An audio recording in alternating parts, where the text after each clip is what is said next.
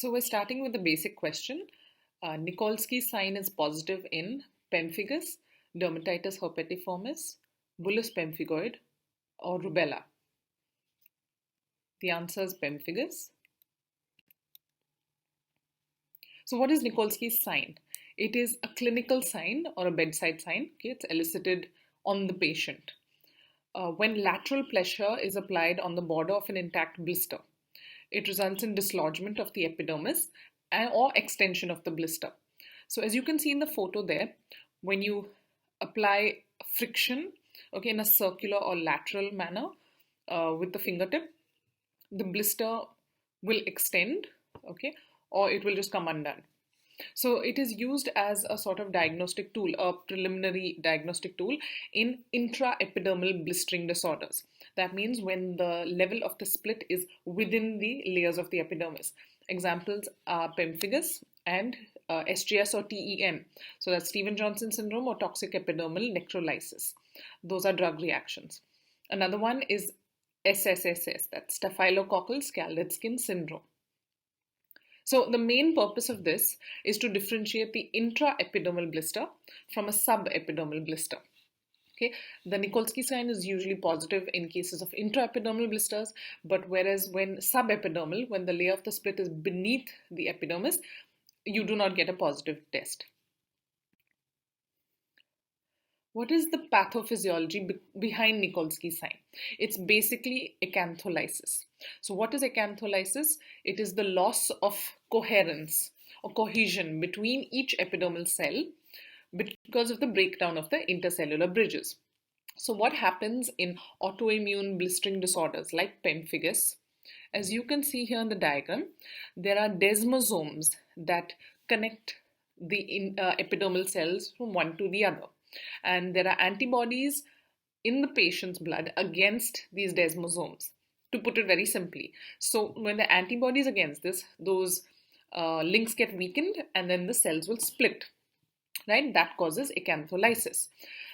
In a subepidermal blistering disorder like bullous pemphigoid, you see the hemidesmosomes between the epidermis and the dermis. There's a basement membrane zone, and that is where you have hemidesmosomes connecting the epidermis to the basement membrane. In bullous pemphigoid, you have antibodies to the hemidesmosomes. So you have a subepidermal blister. So when we talk about blistering disorders, there are three tests you need to know about. One is the Nikolsky sign. The second is a term, acantholysis, which you need to understand. And the third is the tzanck smear. So a tzanck smear is a bedside as well as a simple lab test, which is done, again, as a sort of diagnostic method.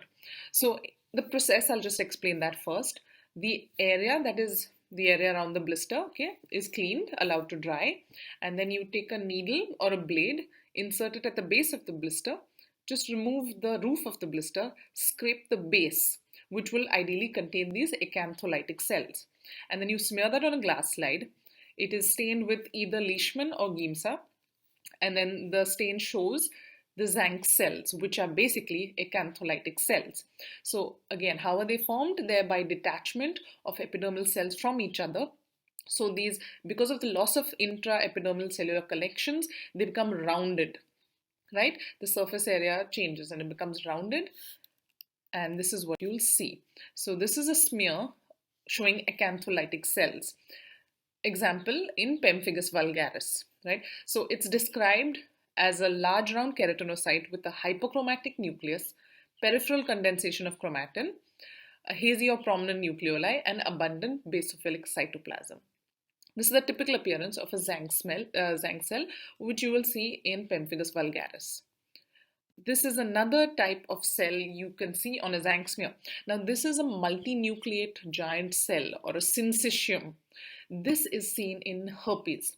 So if you take a smear from the base of a blister in herpes zoster, you will ideally see these multinucleate giant cells. Okay, so tzanck smear can be used in herpes as well to diagnose. So this comes to our next question. Tzanck smear is done for all except varicella, herpes, pemphigus, and psoriasis. Now, varicella is caused by varicella zoster virus. Herpes is herpes simplex. Both these are blistering conditions in which you will be able to do a tzanck smear and see multi nucleated giant cells.